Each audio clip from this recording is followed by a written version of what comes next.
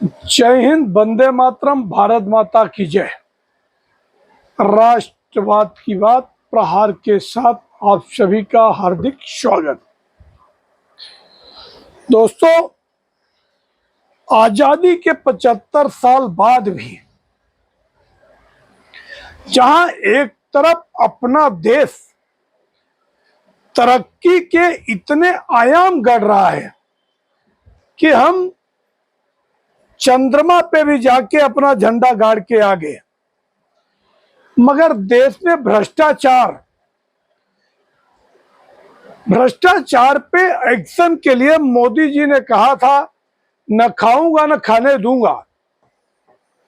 तो आज मेरा जो प्रसंग है, वो जो चिंता का विषय है कि मुंबई से बिहार और उत्तर प्रदेश जाने वाले लोगों की जो दुर्दशा होती है ट्रेन में, उस पे देश की सरकार, चलो मान लिया कि दोगली कांग्रेस लुटेरी थी, उसको देश को लूटना था, मगर ये गरीबों की, वंचितों की सरकार, दावा ठोकने वाले भारतीय जनता पार्टी और खासतौर से नरेंद्र मोदी जी और एक केंद्र सरकार की योजना है।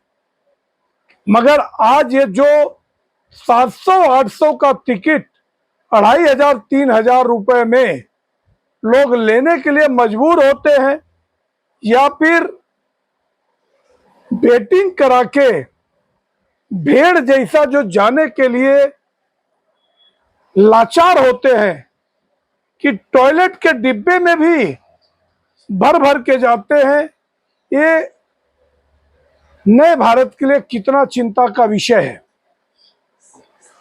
एक तरफ मोदी जी बार बार, आज ही नीति आयोग का 10वां मीटिंग हुआ था और उसमें 2047 का जिक्र उन्होंने किया। बहुत राज्यों के मुख्यमंत्री भी गए। तो मैं ये अटेंशन कार्य सम्राट मुख्यमंत्री देवेंद्र फडणवीस का भी अटेंशन में खींचना चाहता हूं कि क्या इनको नहीं दिखता है कि उत्तर भारतीय जो यहां से जाने के लिए लाचार होते हैं, चालू ट्रेन में प्रवास करते हैं या फिर रिजर्वेशन करा लेते तो बैठने के लिए जमीन पे बैठते हैं। ये कितना शर्म की बात है। और मोदी जी को भी ये बात दिखनी चाहिए कि जहां मोदी जी कहते हैं कि अब हमारा ये तीसरा लार्जेस्ट इकोनॉमी बनने वाला है विश्व में, तो इस पे आपका ध्यान क्यों नहीं जाता है।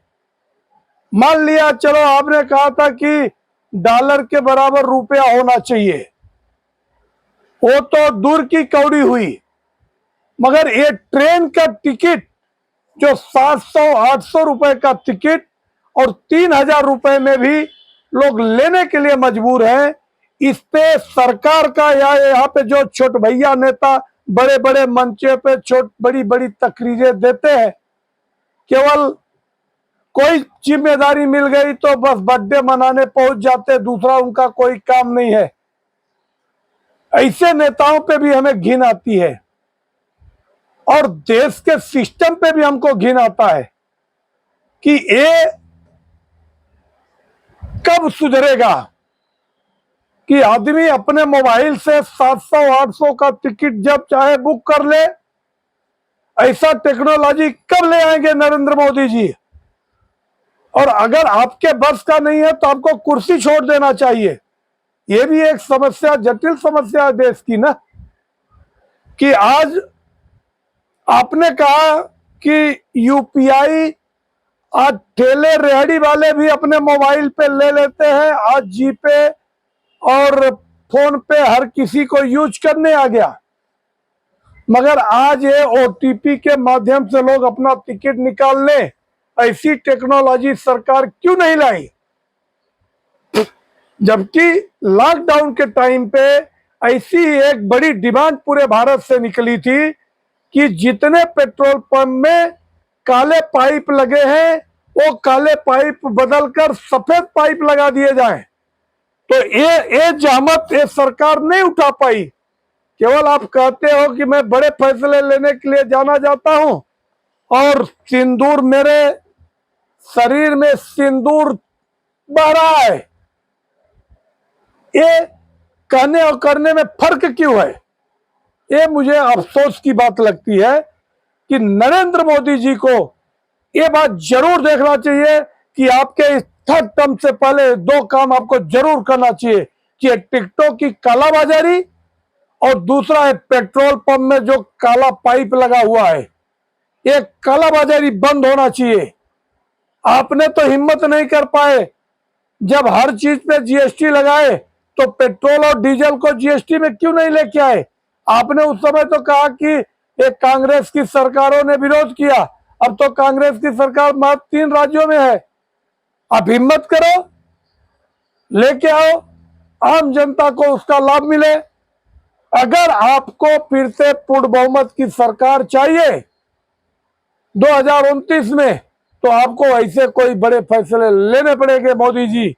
अदरवाइज अगली बार अगर 240 से भी कम हो गया तो आप फिर हम लोगों को दोष मत देना कि आप लोगों ने ऐसा कर दिया। ये आपकी एक नाकामी साबित होगी। मैं कहता हूं ये बड़े फैसले आप लीजिए। पेट्रोल डीजल को, जितने पेट्रोलियम प्रोडक्ट है सबको आप जीएसटी के दायरे में लाओ। और दूसरा कि ये जो टिकटों के लिए जो आप दुर्दशा, कुर्ला टर्मिनस, लोकमान्य तिलक टर्मिनस मुंबई में जो हाल होती है, यात्रियों का दर्द देखो। 3-3, 4-4 महीने और दलालों को डबल तिबल पैसा देना पड़ता है।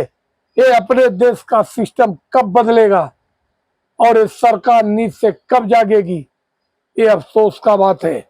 और मैं उम्मीद करूंगा कि सरकार और ये जो छोटभैया नेता यहाँ अपने आप को उत्तर भारतीयों का मसीहा समझते घूमते हैं, उन लोगों को ये बात जरूर ध्यान में डालनी चाहिए और इस समस्या का कोई न कोई निदान होना चाहिए।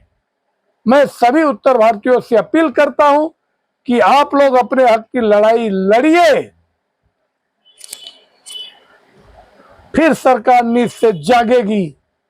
और इतना शेयर कीजिए वीडियो को कि ये वीडियो नरेंद्र मोदी जी तक पहुंच जाए और जो भी हुक्मरान बैठे हैं सत्ता में, सभी के पास ये वीडियो पहुंचे और इन लोगों को सबक लेना चाहिए, सीखना चाहिए कि आज भोली भाली जनता एक तो पलायन करने के लिए मजबूर रहती है, वोट देती है बीजेपी को और वोट दे के महाराष्ट्र और गुजरात चली आती है काम करने।